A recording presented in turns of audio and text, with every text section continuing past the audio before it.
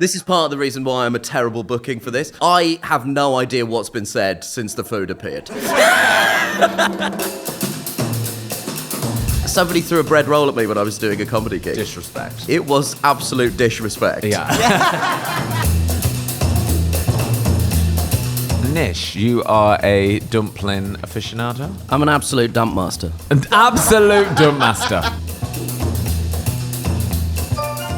Let's welcome our only guest that rhymes with the name of this podcast. On Dish, it's Nish Kumar. I see someone's doctored your menu there with a Sharpie. Has How already turned hilarious. it into the Nish menu. It's the Nish podcast. I'm a huge fan of. I'm a huge fan of puns based around my name. I've genuinely never been more excited to do a podcast in my entire life. Like, are you kidding me? Look at this menu. Oh my God. Well, welcome. And we're, like you, very, very excited because Angela has handmade gnocchi for today's episode. Genuinely sensational. Which is a first. It is a first. First on the podcast. On the podcast. I've made gnocchi before, but the first to do it here. Now, as a lot of great meals begin with a bread course. Yeah. And when we're doing our niche research, we found out the bread roll incident. I am umbilically connected for the rest of my You life. Google to bread rolls. Yeah. and You come up. Nish came up. It's a tragedy because I love bread. Yeah. Yeah, somebody threw a bread roll at me when I was doing a comedy gig. Disrespect. It was absolute disrespect. Yeah.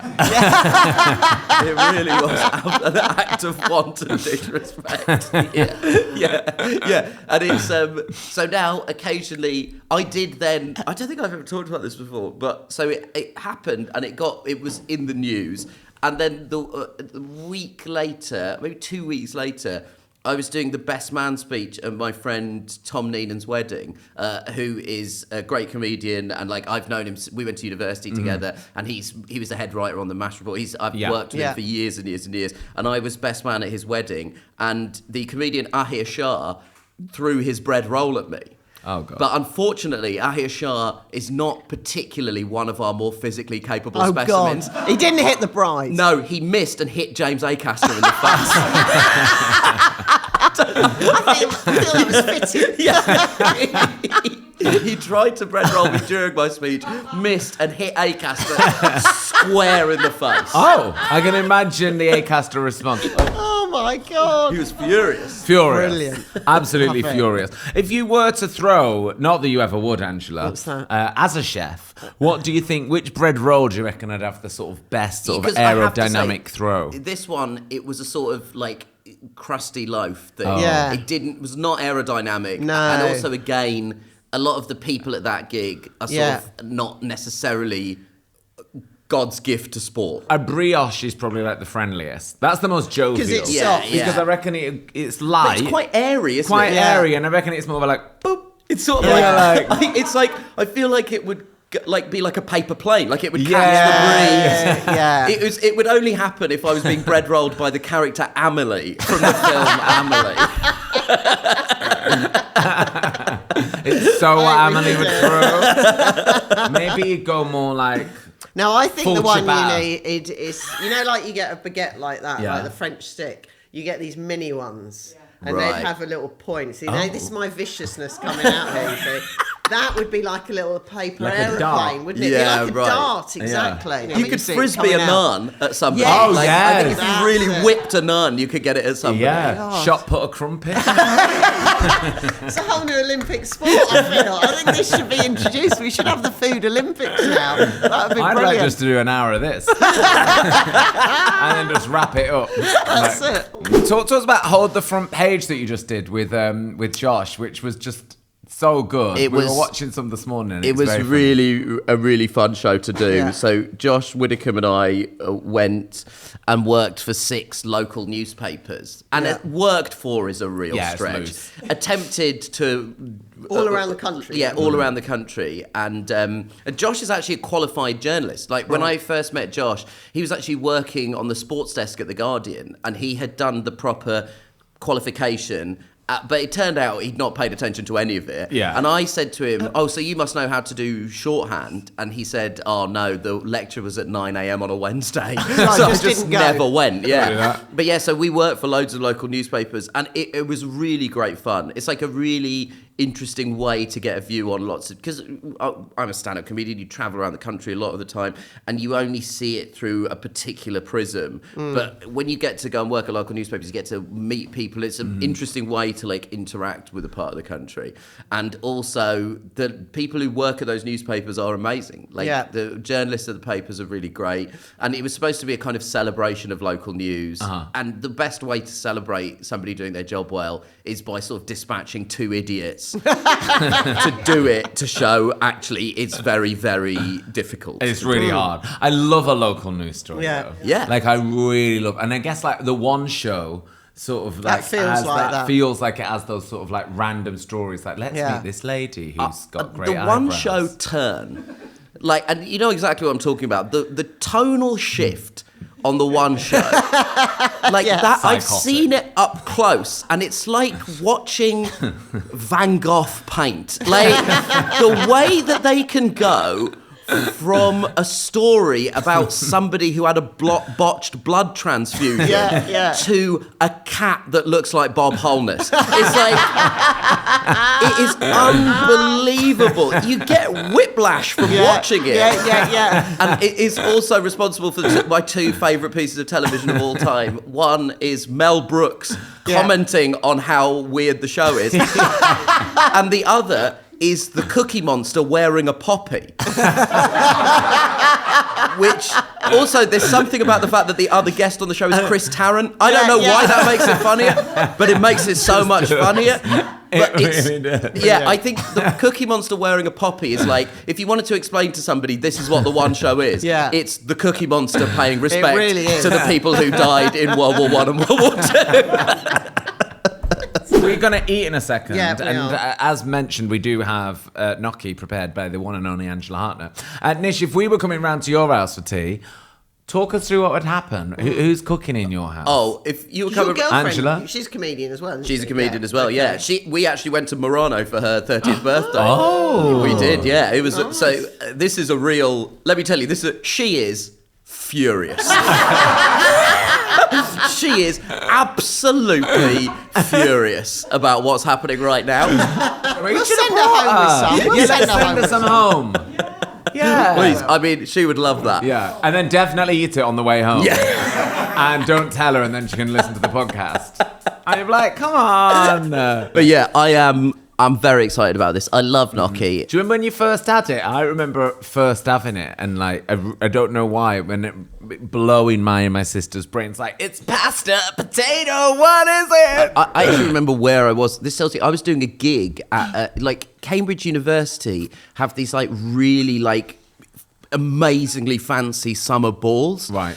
And sometimes they hire comedians to do them because you're often on at 2 a.m. and it's just a bunch of like incredibly hammered 19-year-olds wearing tuxedos for some reason. It looks like you've turned up to like an all-child award ceremony.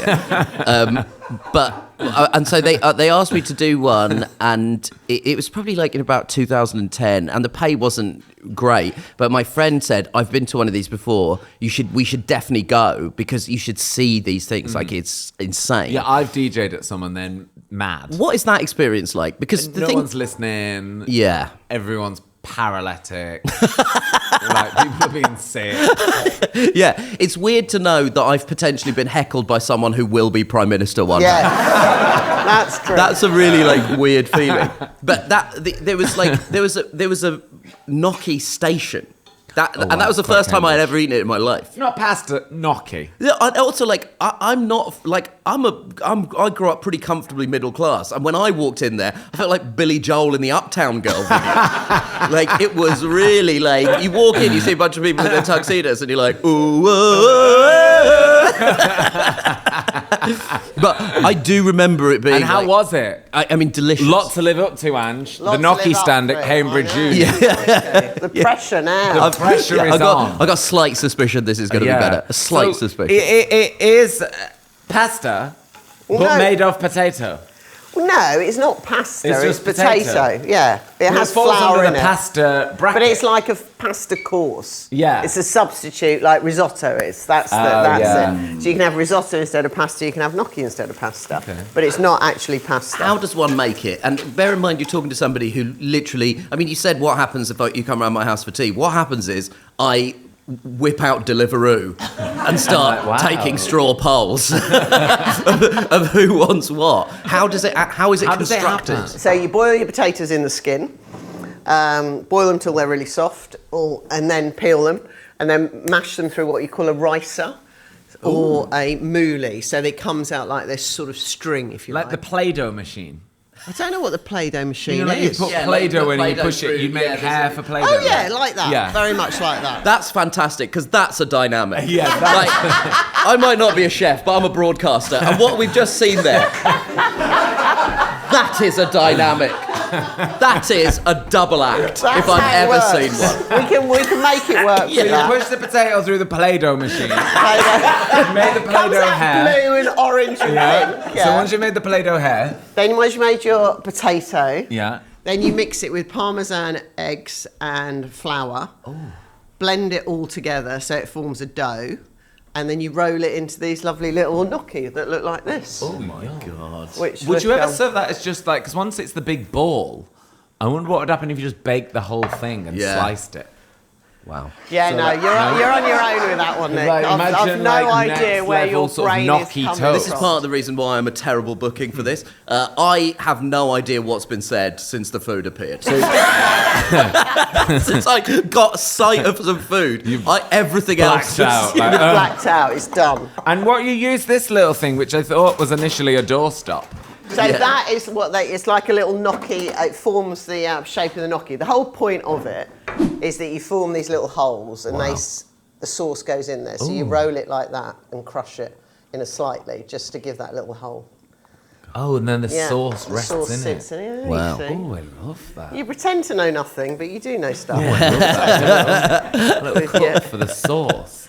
Would There you you ever go. attempt anything like that, Nish? I Would you mean- ever make have you ever tried to make pasta from scratch? I did. It took all day. Did you really? I mean, I think where all my day. cooking skill is currently, it would be like a dog challenging Kylian Mbappe to a game of five-a-side. Like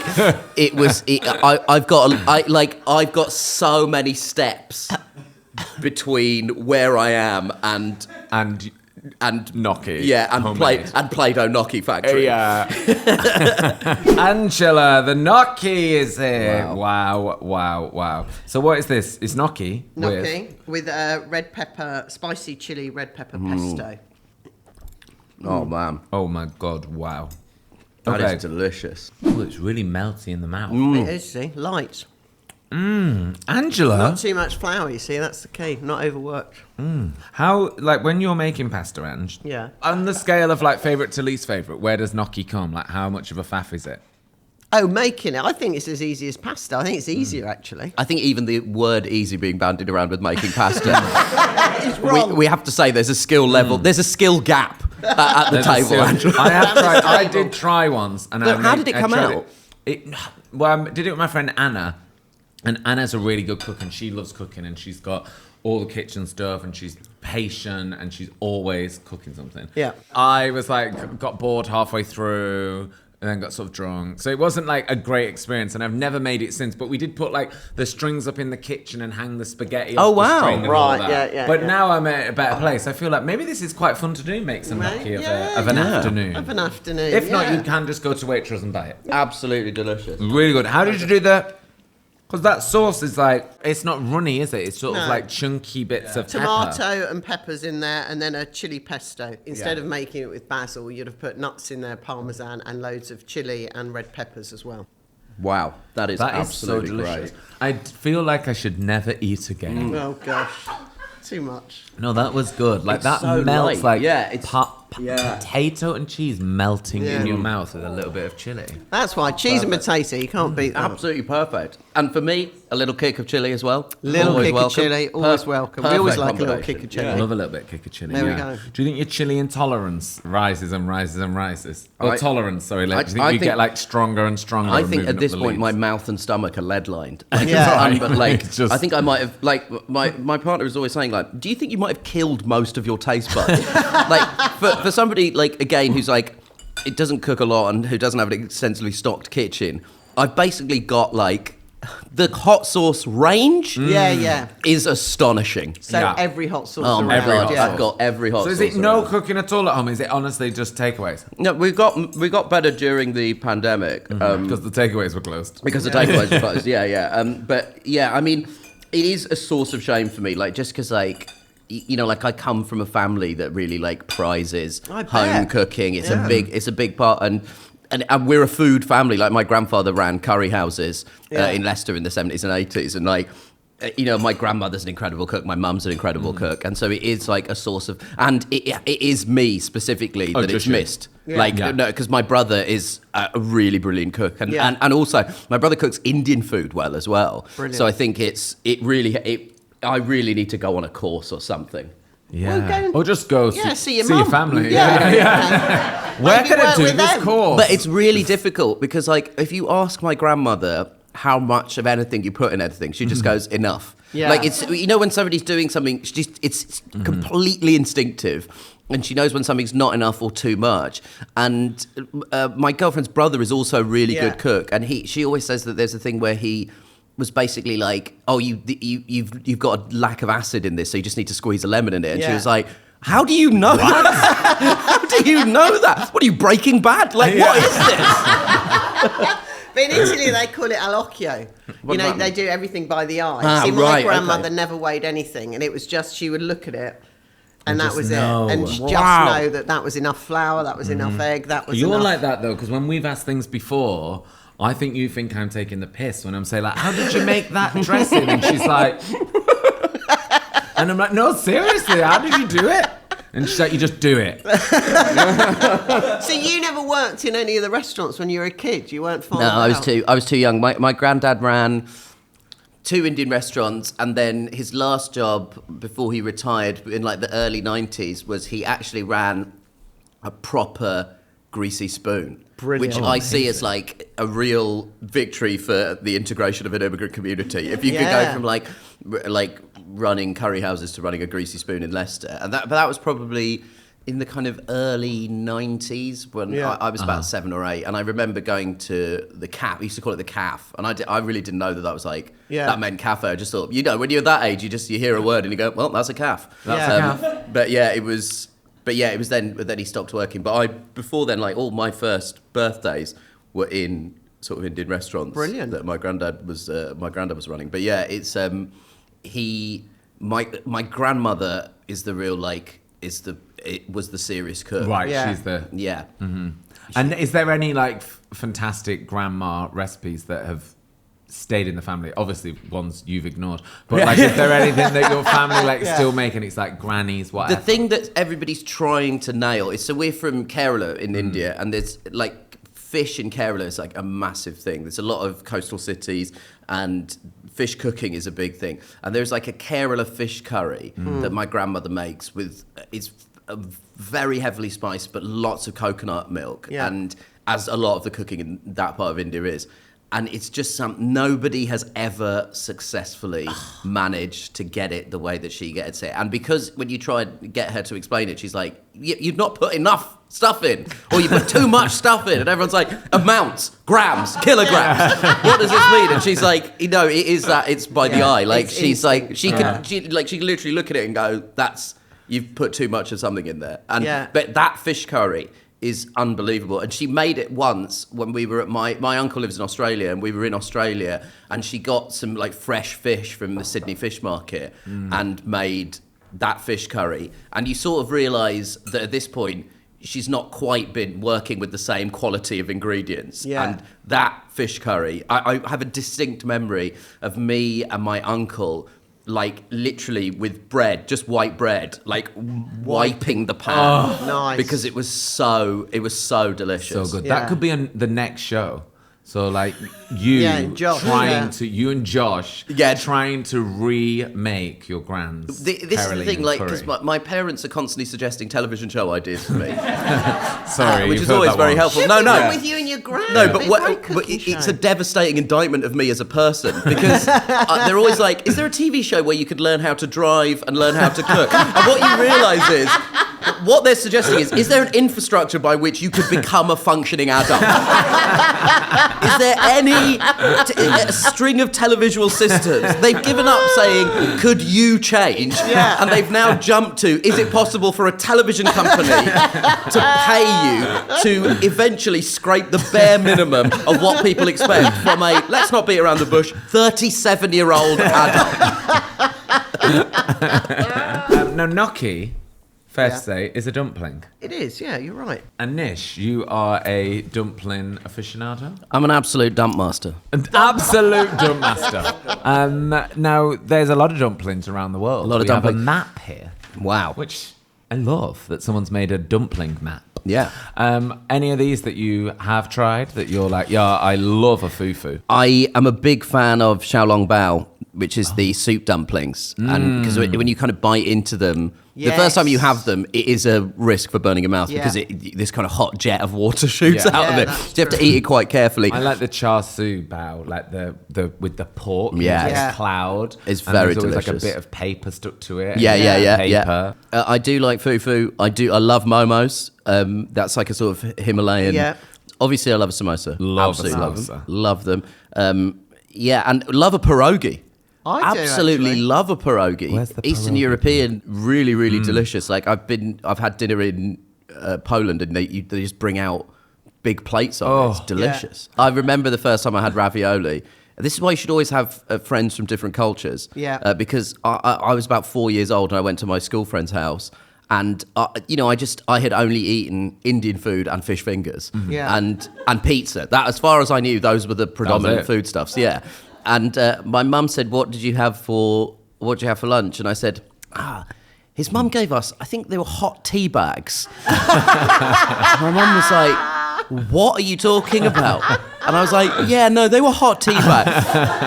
And also, like, because my parents gave me too much self-esteem, I was not backing down from it. Like, I was like, "No, they were hot tea bags." I know what they were. Yeah, I know. I think I know a hot tea bag when I'm served one, mother.